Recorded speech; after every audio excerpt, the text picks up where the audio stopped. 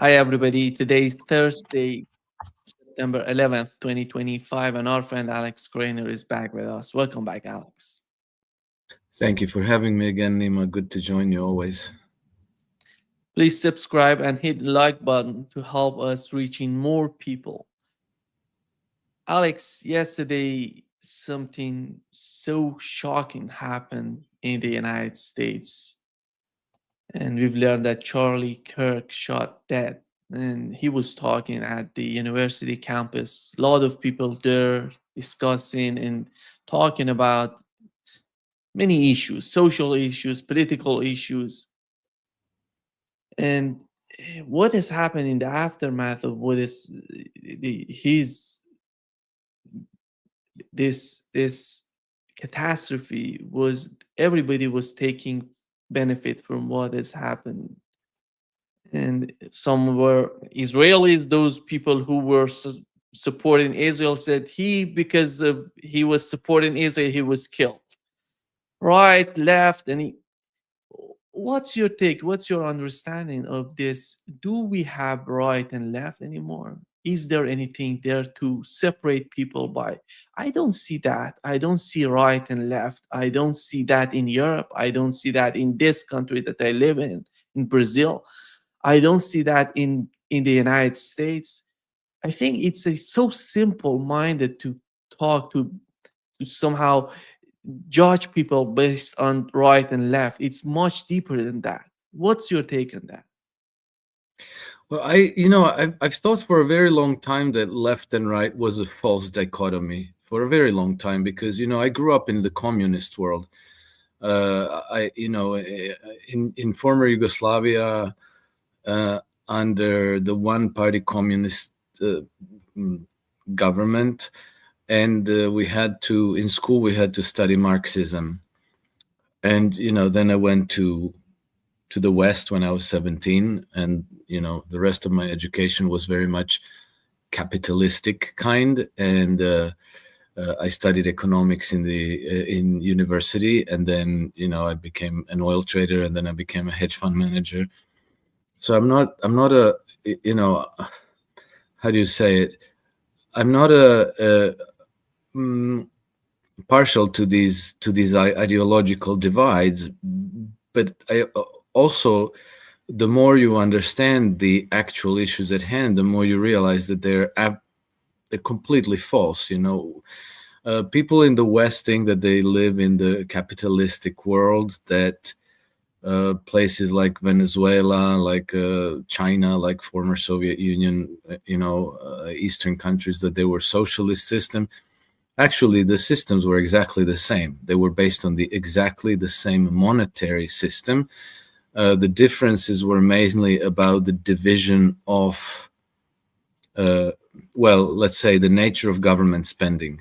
So in the systems that we call socialists, government spends bottom up, meaning the money is distributed to welfare programs, let's say more generous pensions plans, more generous healthcare, education, and things like this. Whereas in what we call capitalistic system, the government spending goes top down, meaning it's going to big corporations, primarily to the big banks, military industrial complex, big ag, big pharma, and so forth. They're all very, very heavily subsidized by the government, and nobody complains about it, because if the money goes already to the wealthy, let's call it corporate types and bondholders, then everybody thinks that's fantastic. That's that's how things should be. But basically, that is the difference. And I think that the whole left-right divide is just an ideological construct to keep people distracted by arguing the wrong issues. And so I've noticed now that a lot of people reacted to the killing of Charlie Kirk as though this is leftist violence. It has nothing to do with leftist anything. The conflict, it always, this is very important to keep in mind, and you and I have discussed this more than once.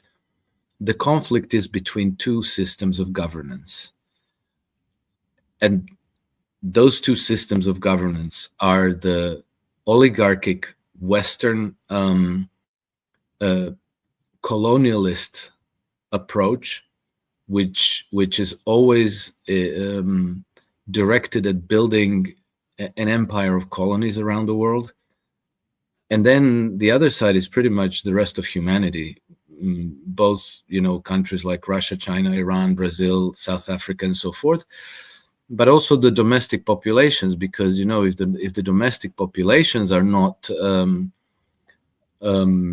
friendly to this oligarchic system of government, which is prevalent particularly in Western Europe, in the old colonialist nations like France and Britain primarily, but then also Holland, Germany, and some others. Then this system cracks down on their own populations as well, which we see everywhere around. We've just had very violent clashes between French protesters and French police, which is regular recurrence. We saw the same in France. The AfD party, which is not friendly to the globalist system, they just had 14 of their candidates in one region die suddenly in the space of 2 weeks, which is, statistically almost impossible. We've had in France the opposition of Assemblée Nationale, led by Marine Le Pen. Basically, she was forbidden by French courts from participating in presidential elections. We had assassination attempt against Robert Fico. We had disqualification of Calin Georgescu in Romania, and so on and so on. And what do all these people have in common? They are interested in their nation's sovereignty. They want to regain their nation's sovereignty. And in that, they are in opposition to the globalist system of these Western European oligarchies, which are also present, by the way, in other places like Japan, like the United States, and so on. They have their satellites all over the place. Wall Street is one of the most powerful satellites of this oligarchic system, which is always, by the way, based rooted in the money lending oligarchies. It's not just any old kind of oligarchies. It's particularly the money lenders, the banking cartel, the too big to fail banks, people who control them. This is not, this is hidden. So, sometimes people will say like, well, why don't you name names? Well, I don't know what the names are, because these names are kept hidden, and not even US Congress can get those names to know who exactly they're dealing with. But we know that, certain families turn up all the time, like the Rothschilds, the Rockefellers, the Mellons, Fairchilds, and so on and so forth. So we know a little bit about it, but it's all vague and foggy. But this is the opposition, it's the oligarchies of the Western European and powers and the United States opposed to everybody else, not just other nations like Russia and China, but also anybody who opposes them, even domestically. And so I think that Charlie Kirk was an important opinion leader, an important activist and influencer in the United States, who was supporting Trump, whose activism was again in the direction of returning the United States to its Republican roots, protecting the American sovereignty, not selling it out to the globalists. And so he ended up getting killed. There's nothing to do with him being to the right of center and then getting killed by those who are to the left of center. It has everything to do with him being implicitly opposed to the globalist system of governance. And then, who exactly killed him, we don't know, but allegedly he was himself worried about the Israelis killing him, even though for a very long time he was a staunch defender and supporter of Israel, even into this genocide. But then also he was on the assassination list in Ukraine. I think Mirotorets or something like that. He was on their list, and from commentary that I see online, a lot of people are saying, no, this was absolutely not a disgruntled leftist. This was a professional, well-planned, well-coordinated hit job. And so I wouldn't waste energy blaming the leftists. It's a different problem that we're facing. Here is part of what he said on podcast, PBD podcast, Patrick Ben David podcast about Israel, Alex. The whole country's a fortress. When I first heard this story, I still had the same gut instinct that I did initially. I find this very hard to believe. I've been to that Gaza border. You cannot go 10 feet without running into a 19-year-old with an AR-15 or an automatic machine gun that is an IDF soldier. Right, the whole country is surveilled, and so let me just kind of go through this. We don't talk about Israeli politics very often, and most Americans don't know this. The last 9 months, Israel was on the brink of civil war. It's not an exaggeration. This judicial stuff, there were hundreds of thousands of Israelis taking to the streets because Bibi Netanyahu was basically redefining the Israeli constitution. That's not an exaggeration, right? He said the judicial branch has too much power. There were protests planned this week against Netanyahu, where they anticipated tens of thousands of people to take to the streets. That's all gone, Patrick.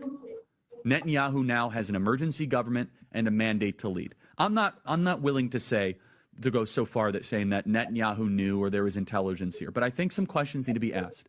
Was there a stand down order? Was there a stand down order? 6 hours? I don't believe it. Israel's the size of New Jersey. When I took a helicopter ride from Jerusalem to the Gaza border, it's 45 minutes. Wow. 6 hours. They're live streaming the killing of Jews. Did somebody in the government say stand down? That is a legitimate, non-conspiracy question. The whole country is the IDF. The whole country is. Yeah. And you're trying to tell me that they're going to concerts and kibbutzes and schools and by report. Yeah. These are the same sort of arguments that we've been doing here on this podcast, Alex. It's not that much different from us and what we're talking about. And yes, exactly. Only Charlie Kirk had a much, much wider following. He was an American. He was close to, his Turning Point USA was very close to Donald Trump. I think that they galvanized a lot of American public opinion towards supporting Donald Trump. So maybe he, at least in the United States, he was a much more consequential player. And then, he started as a staunch supporter of Israel, which means that he probably got very good reception, very good acceptance by pro-Israeli cohort in the United States. So to see him turn and start doubting could lead a lot of these Israeli supporters to turn and start doubting as well. So in that's, because you and I are maybe on the same sides for a long time. I mean, I thought this was a false flag operation from day one, because I know a little bit about that Gaza border. I have a friend who used to be part of the IDF, their intelligence, and who worked exactly on the Gaza border. And this person told me 100% this was a false flag attack. There is no chance that this could possibly happen. I was there. I worked on this border. Not a chance. And then, if you paid attention, I found another 7 testimonials by former IDF soldiers, commanders who were familiar with that border and who said the same thing. There's not a chance in hell that this was not a false flag, that there was a stand down. And I think that in the meantime, even somebody came out to confirm, no, we had a stand down order. And so that's clear. But, Charlie Kirk is a different class of person. He was a true believer who started to lose faith. And so a lot of true believers pay attention to him. So if he starts to lose faith, then they start wondering, let's think about this. And then, the broad-based support for Israel in the United States could start to crumble. So who knows? I don't know. The Ukrainians had him on their hit list as well. But then it's once you understand this perspective that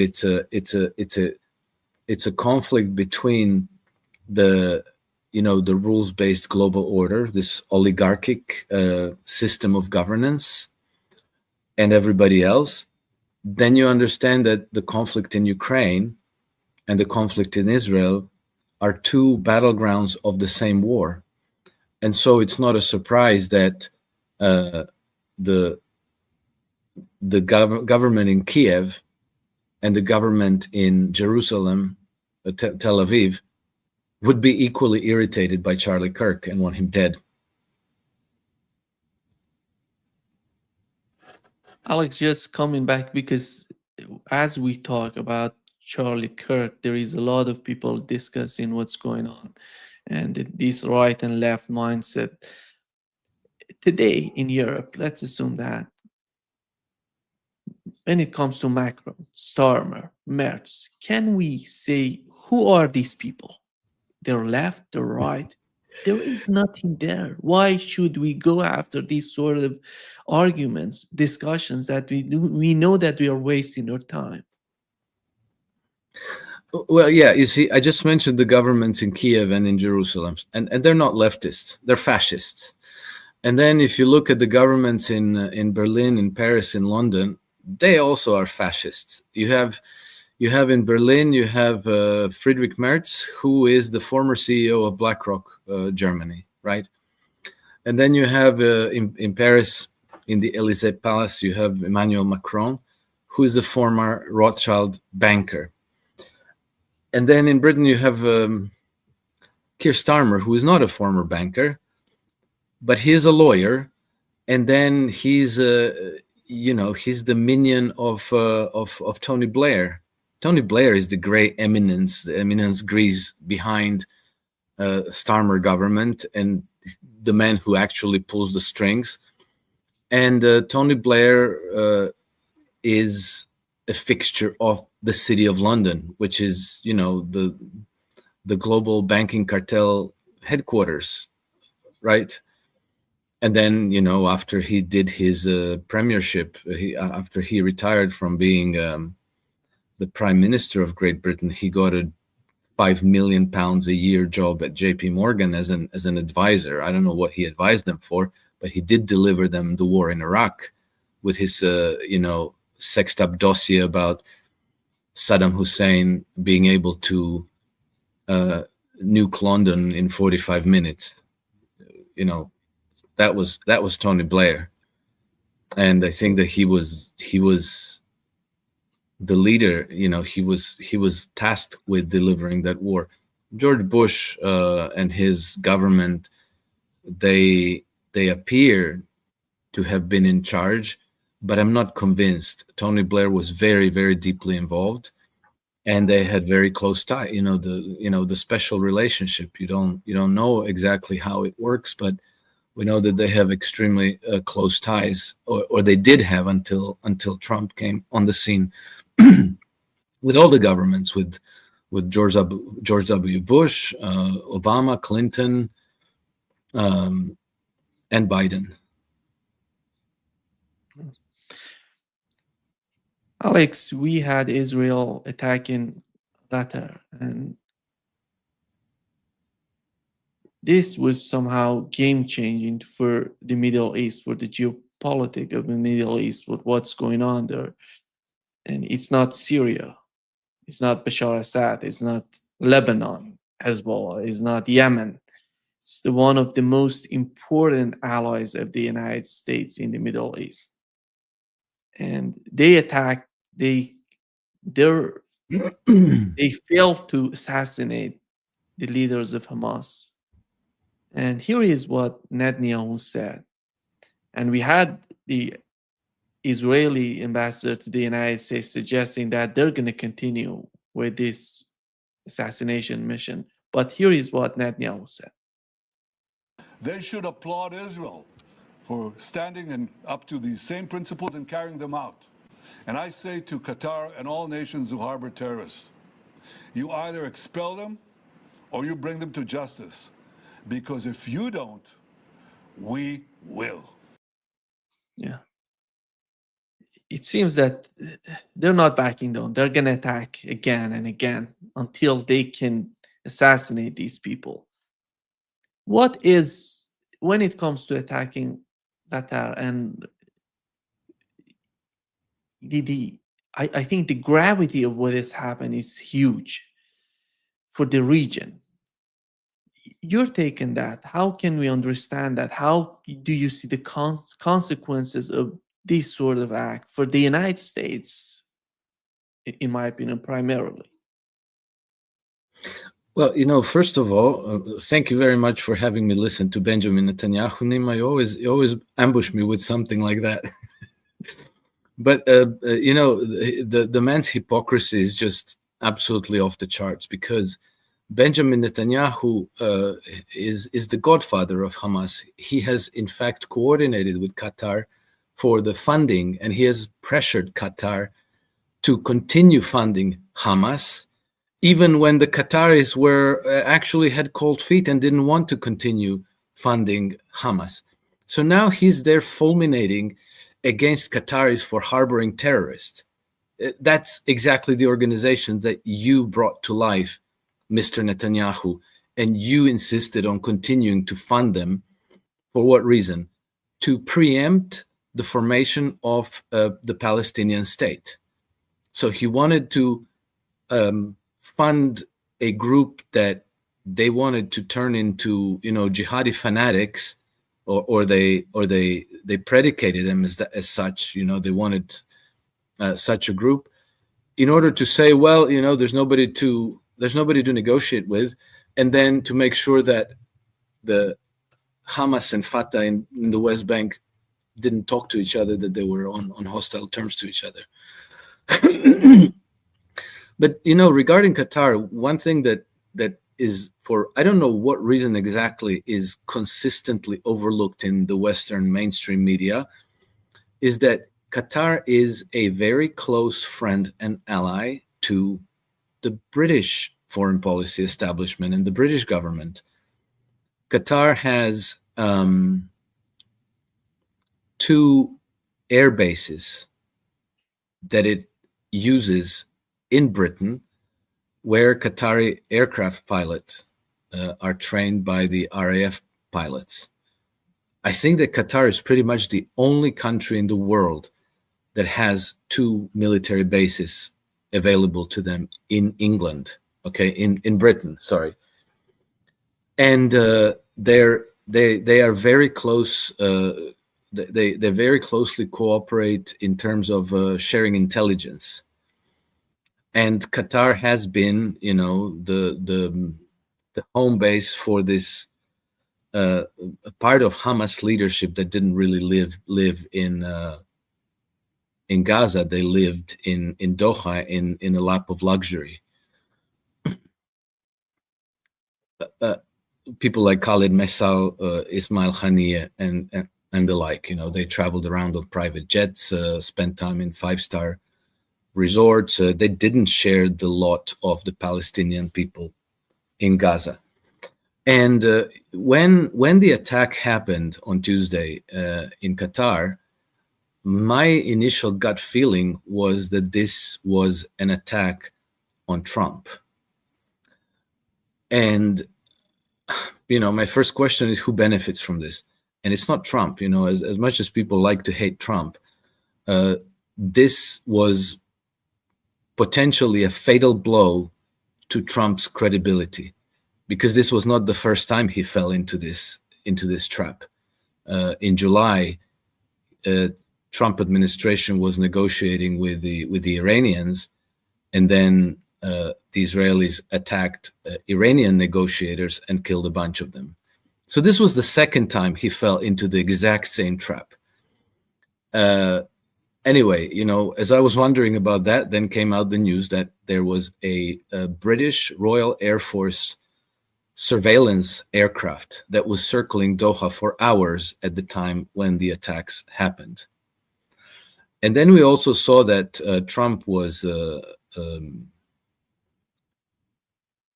very embarrassed. He was saying, "I'm not very happy about this," and then he called the Qataris, and he made a statement about what he said. Maybe that is what he said to them, but basically the gist of it was that this will never happen again, and that they will sign a new military cooperation agreement with Qatar. And then almost immediately after that, Netanyahu comes out and he says, "No, we will do this again." So they exactly contradict Trump in this sense and challenge him, undermining his credibility. So there's that's a huge problem. But for some reason, the role of the British is never scrutinized. It always ends up passing under the radar, and all the commentary and all the vitriol ends up directed at the Americans, and now particularly Trump. I think we need to look a lot closer at what the Brits are doing.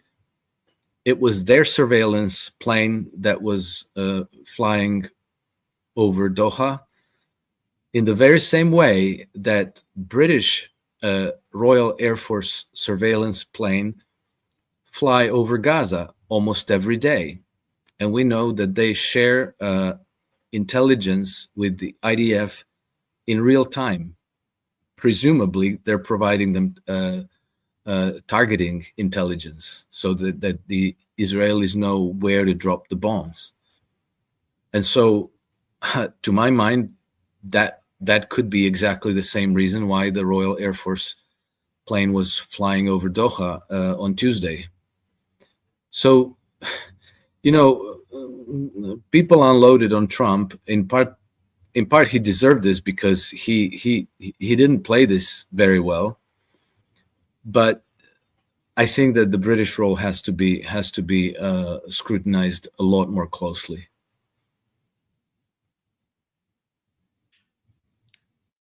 I think that was we can say that they attacked, and it was in the news that they left the room, the negotiations room, for praying, and they went to pray, and that's why they left behind their cell phones that Israeli attacked them. But in my opinion, that was a huge intelligence work in that, and who's behind that? It's the biggest question. There's some rumors that the Turkish intelligence was somehow managed to inform them before it happening. But it was the final minute, the final moments of the attack. That's why they couldn't manage all of this evacuation from the scene. Yeah, correct. Apparently, it was the Turkish MIT who informed the Hamas delegation or the Qataris that the attack was coming at the last moment, so they were able to avoid it and survive. I don't understand why Trump and his people tried to own this and to say that, oh yeah, well, actually it was Netanyahu who said that the Americans gave a green light to the attack, and then Trump said well, we informed Qatari ahead of the time. But as it turned out, they informed the Qataris 10 minutes after the attack had already happened, which means that they didn't know either.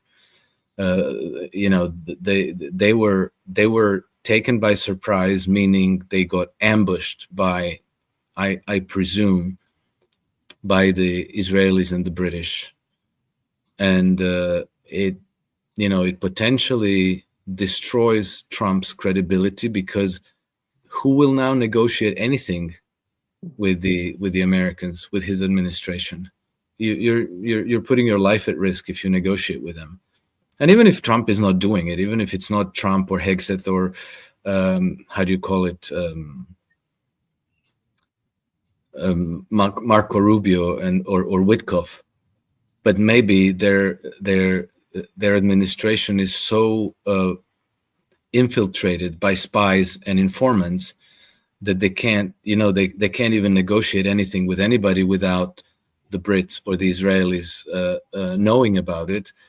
Then that's a massive problem for them to address. But we'll see what happens, because I think that the Qataris will have no alternative, no option but to try to patch up with the Americans. I think that maybe they will have to rethink their relationship with the British, because like if I know that the British aircraft was overflying Doha at the time of the attacks, then they know it. The Russians know it. The Americans know it now. The Hamas people know it. I think that the silver lining in the event is that it has shed some light at who is the peace arsonist in the region, and the top of the list to my mind is always the British foreign policy establishment. I want to make sure to underscore that it's the British government, not the British people, because as people become more and more aware of the British role, we have to understand that also the British people are being kept in the dark about this and lied to and propagandized, because the conflict between the two systems of governance is not just against foreign nations, but it's also against your own population. And now we see social uprisings kind of gather momentum in the UK as people start realizing what is being done to them as well. Alex, here is what the Qatari Prime Minister said. Explanation, because the act itself, I mean, the significance of this act, there is no human mind can just absorb it. We were thinking that we are dealing with civilized people. That's the way we are dealing with others. And the action that he took, it's very, I cannot describe it, but it's a barbaric action. This Prime Minister is leading us to a chaotic world. The Arab leaders, I think they're so desperate, they don't know what to do, because all the time they were seeking their security through the ties and the relationship with the United States. If Israel can attack them and nobody's there to defend them, then who's going to be there? They don't have an army capable of reacting or responding to Israel.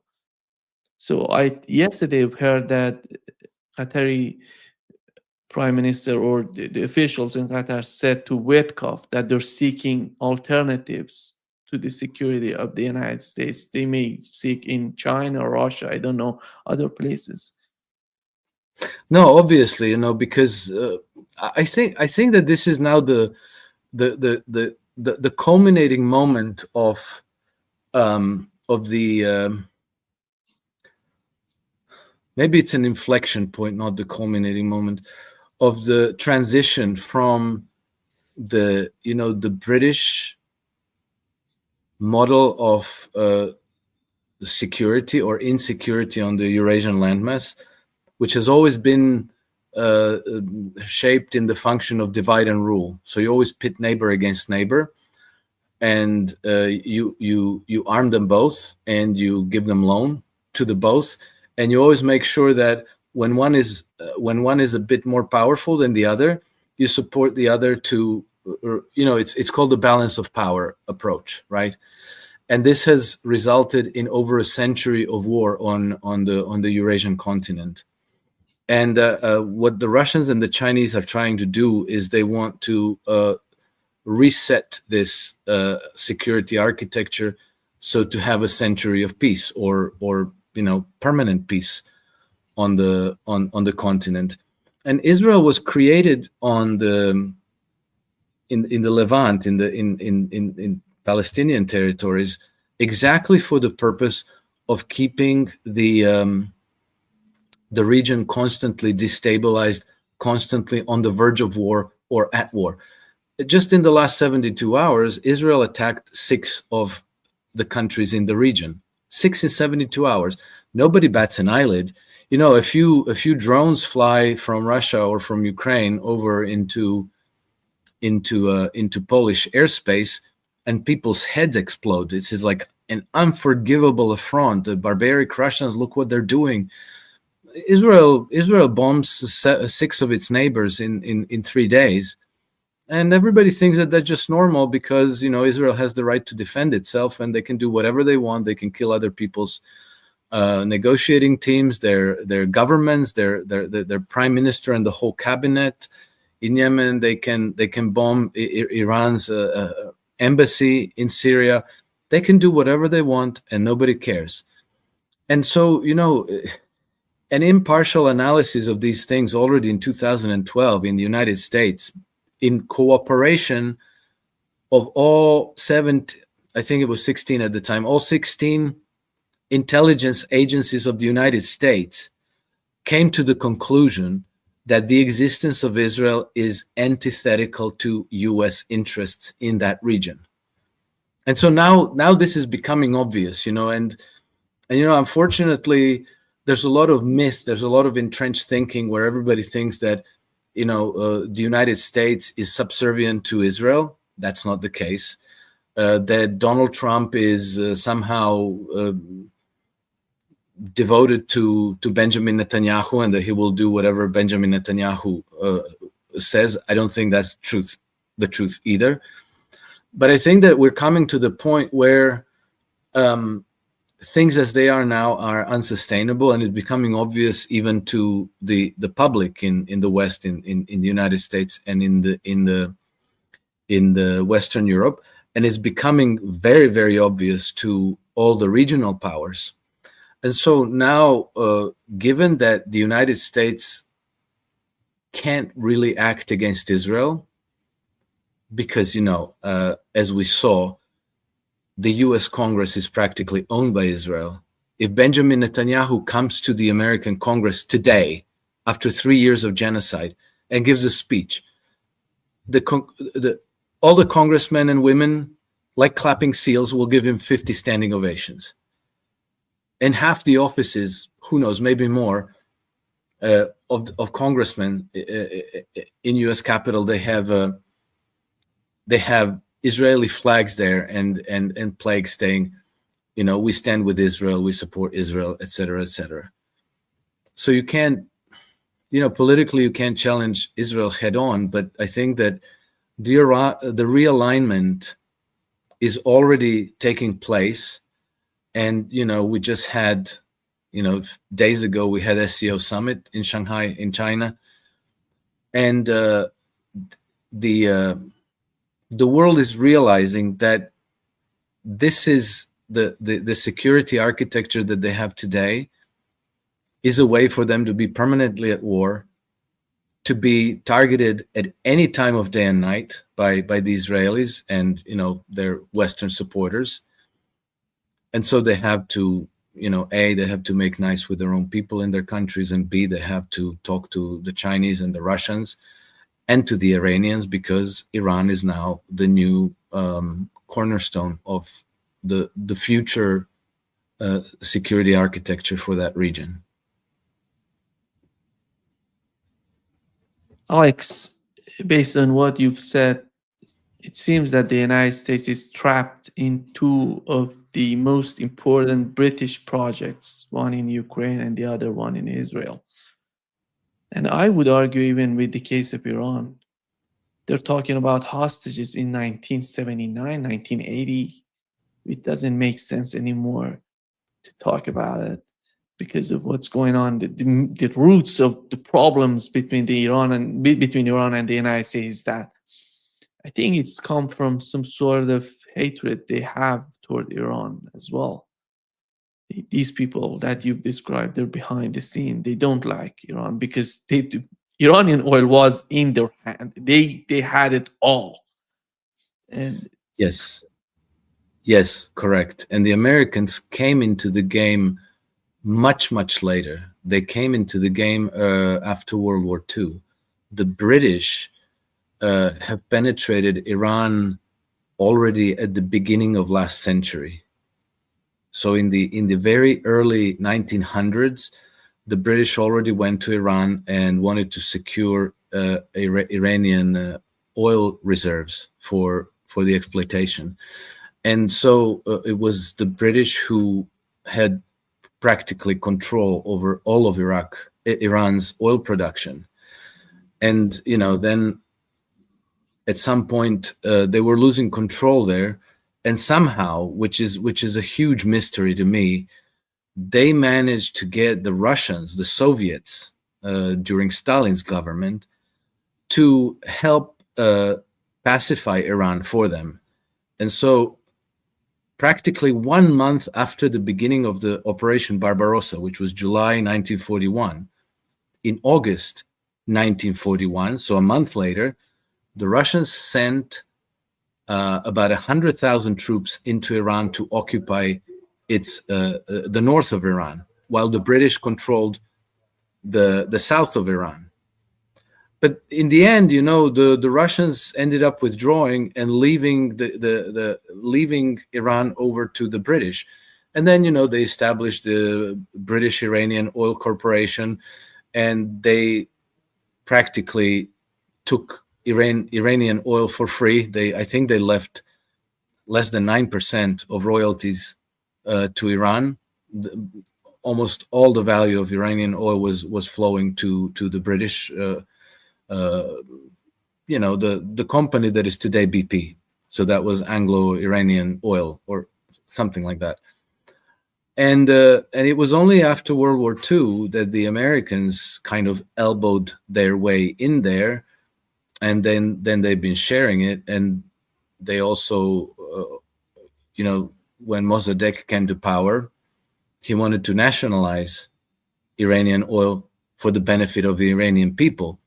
And it was not done in any thuggish way. They proposed. They went through the United Nations. They proposed to the British to compensate them, to pay for the facilities and the refineries that they would take over, a fair price. But the British were refusing. They were absolutely refusing. And then they drew in the Americans and the CIA, and in cooperation they overthrew Mossadegh and then installed the Shah and his brutal repression regime. So this goes way, way, way back. And, the Americans came into the game relatively late, but the British have been present since I think it was something like 1903, for a very, very long time. And so they've been stirring that pot almost constantly without interruption. And so to this day, it's the British who want the regime change, because that's the important thing to understand with the Iranian thing is that the objective of this oligarchic system of power in the West is regime change in Iran. They don't care about Iran's nuclear program. They will give Iran nuclear bombs if they get to install their own guy in Tehran in the government. That's the name of the game. And, we saw that Trump isn't on board with that. He said, I'm not interested in a regime change. He wants to make deals for American companies to go in there and do business with the Iranians. But the Israelis, who are the creation of the British Empire, and the city of London and Paris, they want a regime change. Donald Trump and let's say the United States has to decide about what do they want to be, because with the attack on Qatar, everything's out, and Russia and China, in my opinion, they have the upper hand in the region. They can make new friendship, new security, you know, contracts with the with the countries in the Middle East, in the West Asia, especially. So, do you feel that these people who are running the show in the United States would somehow understand the gravity of what has happened? And because I don't see anything good happening to the United States in future, even in the next 5 years, if this attitude on the part of the Israeli government continues. If they start attacking Qatar again, if they attack Saudi Arabia, UAE, Bahrain, these countries, they cannot defend themselves, to be honest. Yeah. And Bashar Assad was much more capable of defending Syria than these people in these Arab states. Yes, you're absolutely right, Nima. And, we don't ever have to go far, but one of the countries that just signed on to the Belt and Road Initiative is Nepal. And 2 years ago, I think it was November 2023, the champions of color revolutions of the world, Victoria Nuland and Samantha Power, were in Nepal to preach the wonderful wonders of liberal democracy and to pressure Nepalese government to choose between, the rules-based global order and China. And so, the Nepalese chose wrong. They signed on to the Belt and Road Initiative. And lo and behold, today they have a violent color revolution happening in Nepal. And I think if you're the Mohammed bin Salman in Saudi Arabia, if you're a Qatari sheikh, if you're leader of the UAE or any of these governments, you have to ask yourself, this is coming for me. And so you have to make a choice. Do I want to be a subservient vassal to this rules-based global order? Or do I stand up and say, no mas, this is it. We're not doing this anymore. I think that Qatar's experience has been a very rude wake-up call. Because, until now they thought like, okay, so they want us to help overthrow Bashar al-Assad. Well, yeah, okay, a couple of billion for HTS, Al-Qaeda, Al-Nusra. Yeah, we'll cooperate with that.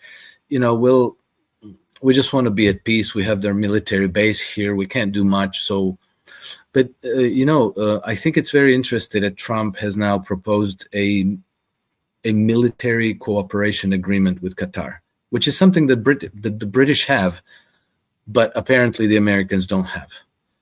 And so now you see that Trump is coming into the British domain. He's elbowing them out of Qatar, if I'm interpreting this correctly. And that'll have its consequences, particularly if Trump survives. And then if J.D. Vance takes over or somebody from the Trump camp.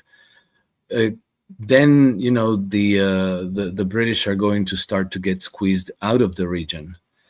And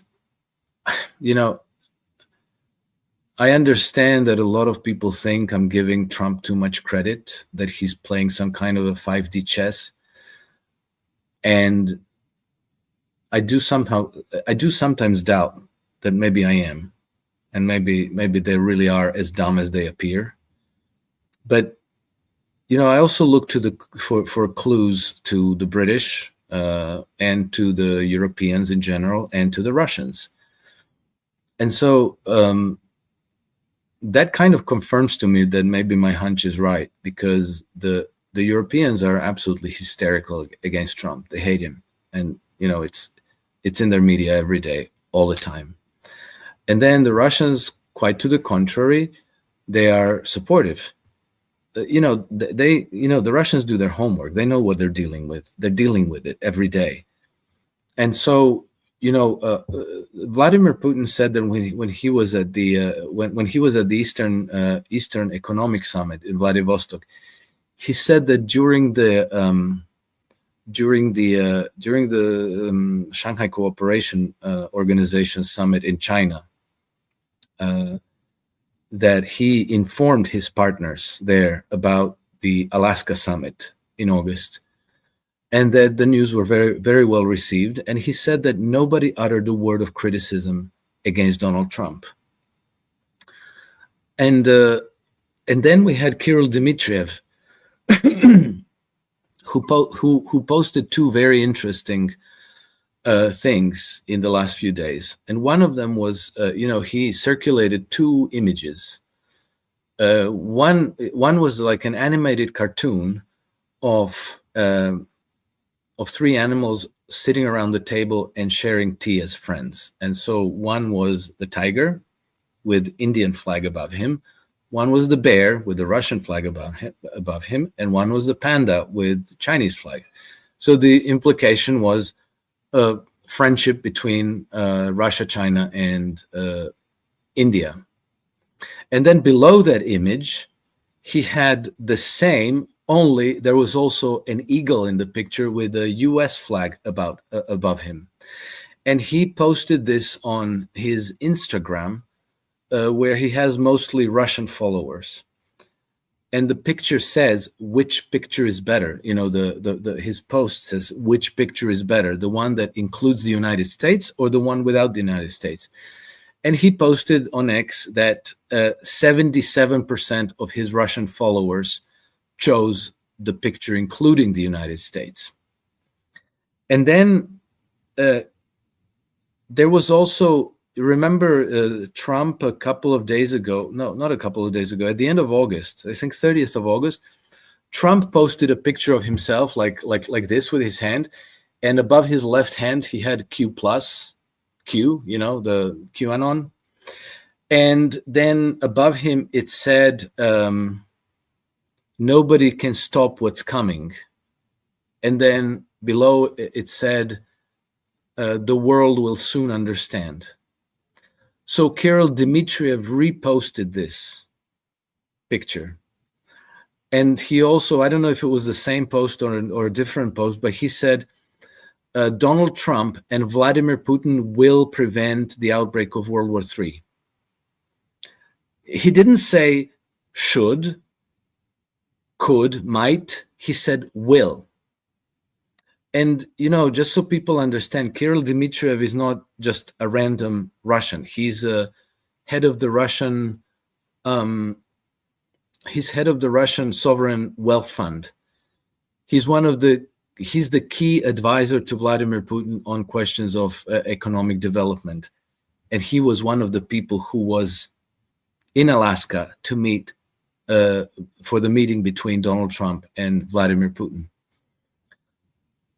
And so, taking the clues from the Russians, who probably understand this situation a lot better than you and I do, and most of the people in the public, the fact remains that they are very much open to cooperation with the United States, that they prefer that the United States be part of the emerging picture of a new world, a new security architecture in the world.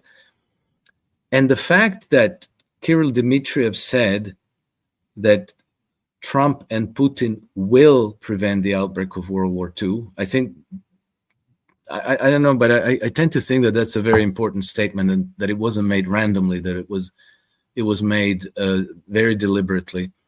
That tells me that they understand the issues that we're facing. They understand the source of danger and the risk. They understand that World War III is a real possibility and a real risk, and that they understand where the danger is coming from, and that they have agreed to cooperate to prevent this from happening. So, I could be wrong, but I really genuinely hope that I'm right.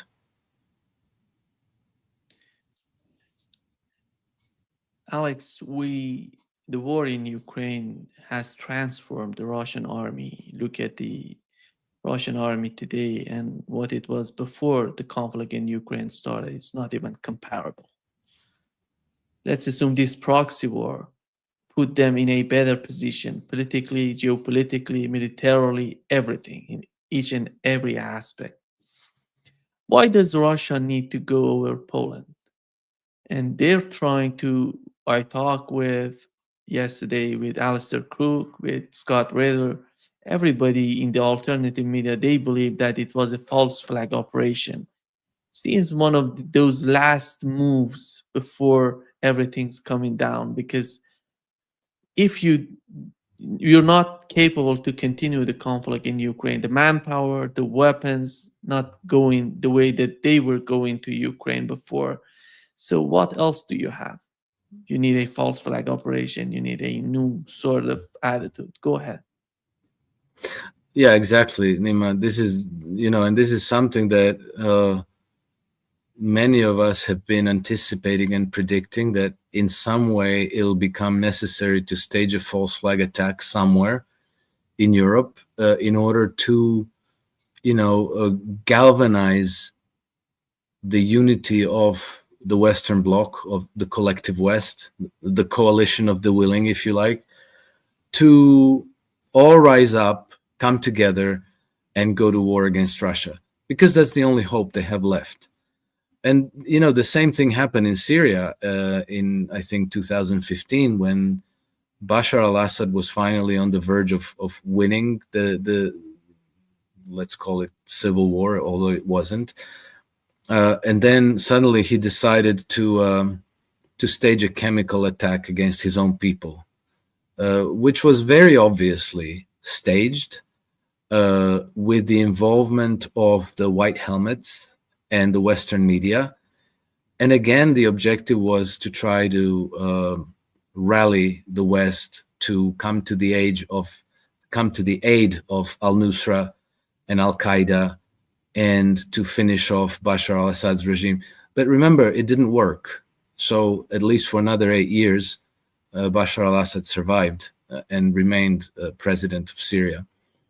And so today we have this attack, supposed attack. These were all drones with no payloads, with no explosives to them. So it's very strange what happened. The Russians immediately said that this has nothing to do with them, which we don't know. Maybe it does, maybe it doesn't. There's a possibility that the drones were Russians, but that they lost course because of the EMF warfare, the electronic warfare, that they lost connection with their targeting control. They were apparently all decoys, because they had no payload, and I think they were all made out of styrofoam. So they were not the geranium drones, the ones that fly in and bomb places. And so it would be so incredibly dumb and moronic for the Russians to stage this kind of attack and provocation deliberately. So almost certainly it was either an accident or a false flag attack. And now you see the European powers all, well, not the European powers, but the leaders of this pro-globalist system of governance, right? All exploding in outrage. The Russian affront crossing into Polish airspace. This cannot be forgiven. We must all come together and go to war, because there you go. Russians have now shown us that they want to invade Europe. This was the beginning. We must unite, and so on and so forth. At the same time, Israel can bomb 6 countries in 72 hours. Nobody bats an eyelid, but everybody is completely outraged about Russian decoy drones. Maybe they're not even Russian. Maybe they're Ukrainian. That dropped into Polish airspace. So I think that we're dealing with a false flag in order to escalate the war, to come to the rescue of Ukraine by uniting the Europe's coalition of the willing, 26 nations that allegedly committed to coming to Ukraine's aid. But I'm not convinced, and I don't know that this is going to work. I'd still like to remind your viewers that since last September, so it's going to be about a year now, all the webcams, well, with one or two exceptions. But several hundred webcams in the city of London went dark. They all went dark. And they're dark to this day. And I think that it's quite possible that this is suggesting that a false flag attack is being prepared for London. So, you know, if you had a nuclear device go off above London, or a dirty bomb, then that could be that, because it has to be a high casualty event, which the one in Poland was not. And it has to be emotionally very powerful. It has to have a very, very powerful emotional impact, because then you follow with the media coverage, and you prepare for what Matthias Desmet called mass formation psychosis, and then you can manipulate the population and try to engineer consent for war against Russia. So that's, you know, that might be the big false flag event that's that they will consider, and I think that they are desperate enough to detonate a dirty bomb in London. You know, it's existential for them, and we already have a statement from a number of people like Gordon Brown, like Mark Milley, like Mateusz Morawiecki. They all are saying, if we lose in Ukraine, like with Boris Johnson as well, if we lose in Ukraine, it will mean the end of Western hegemony for generations to come. So they are that desperate, and they will sacrifice a large number of people in London to create that highly emotional false flag events, to try to create the mass formation psychosis, to trigger a reaction that would then make people in Europe willing to send their sons to die in a war against Russia. Obviously, not for their benefit, but for the benefit of this oligarchy that is running the show still to a large extent, and that wants to dismember Russia, and that wants to colonize Russia, and that wants to turn Russian natural resource wealth into their own private collateral. I think the threat of having a world war is still there, Alex, because outcome in the case of this false flag operation, in my opinion, in Poland, the response was somehow amazing. That you see F-35, you see Rafale fighter jets, French fighter jets, capable of carrying nuclear bombs going over the Black Sea. These are huge escalations. They can ignite a new, you know, it's something big and bigger than what we've seen so far, a world war. But after all, backing down from this sort of from what's going on in Ukraine, it seems to me the war in Ukraine, what has happened with the Russian army, what we've seen with the Chinese army, how big, how capable they are, what has happened between Iran and Israel, 12 days of war, which was, by the way, the main objective was the regime change in Iran. It seems that we are somehow moving toward color revolution again, toward some sort of Cold War, a new shape of Cold War. And it's not just in the Middle East. You look at Pakistan, still in the West Asia. You look at Bangladesh. You mentioned Nepal. In Nepal, they're trying to manage a coup, a color revolution, which had doorsteps of both India and China, which are so much important in this campaign of putting pressure on Russia. You know, everything's there. And do you feel that the establishment, those people who are responsible for what's going on with these, we can call them globalists. I don't like these names, but yeah, they're globalists. But how do you see, or do they really understand, or have they somehow have they decided that war is not going to work for us. Let's go after color revolution, because they're not that much capable of managing and going against us. Russia doesn't know that much about color revolution. China doesn't know. Iran is somehow, they don't have a clue about color revolution because they didn't do anything in that sort in any region around the world. But they're masters of color revolutions. That would be their point. Their the, the most important point for them, because they're so powerful in that. Yeah, they are good at that, and they have a long tradition of staging color revolutions and coups. But I think that this doesn't have always predictable outcomes, because sometimes they stage a coup.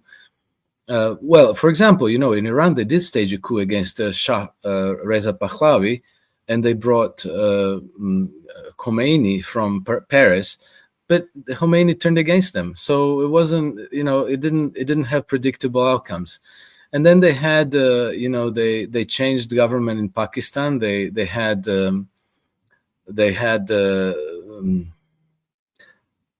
toppled Imran Khan. Imran Hussein. When was this? 2023.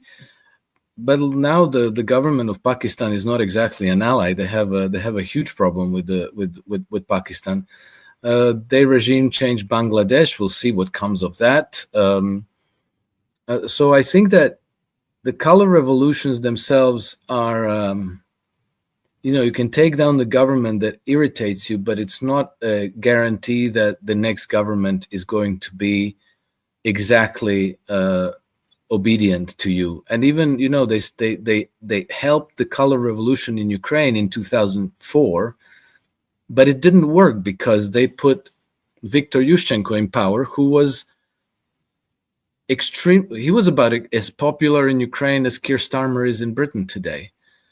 So I think that's not a winning proposition, that you have to keep staging color revolutions and coups, hoping that you'll bring somebody like Zelensky or somebody like Boris Yeltsin or Juan Guaido in Venezuela. I think that the outcomes of those color revolutions are much less predictable than maybe an outright invasion, a war. And then we have to remember that the function of war is not just to go and attack your target regime. One of the main functions of war is for the ruling establishment in your country to have an external enemy in order to keep the cohesiveness of society intact. Because if people are afraid of war, if people are afraid of some evil external enemy that might, send missiles or try to conquer their country or invade, then they will support their governments, even if they hate them. They will close ranks behind them out of fear of the external enemy. So you don't get that dimension out of a regime change operation, but you do get it out of a war. But the problem with this escalation against Russia now is that it's all fluff. It's all public relations stunts. They can fly Rafale jets over the Black Sea and pretend to be tough, but they can't get anything done with it because without the American satellite intelligence, without the American logistics support, ammunitions, parts, coordination, European war-making ability is very, very limited. And they know that they can't successfully sustain a war against Russia. They can fly their jets and they can blow up a few things, but they will lose a lot of their jets and they'll come back with their tails tucked between their legs. And Trump is clearly not on board. Trump has just recently announced that they will cut funding to, defense funding, defense spending, to the countries bordering Russia, to the NATO member nations bordering Russia, meaning the Baltic states, Poland, Czech Republic, Hungary, Romania, and Moldova. Well, Moldova is not in NATO, but we're talking about $300 million. So, this again didn't get a lot of traction in the media, but it is a real measure. It is a real decision and an indication of a policy turn by the Trump administration, which is another reason why the Europeans are super extra panicked. And not only are they escalating this war, but we also had Ursula von der Leyen this week speaking to the European Parliament and saying that we are at the verge of a new health emergency, another pandemic. What on earth is she talking about? It's just, it looks like they're grasping at straws. They will try to do anything now because they are literally facing defeat in Ukraine.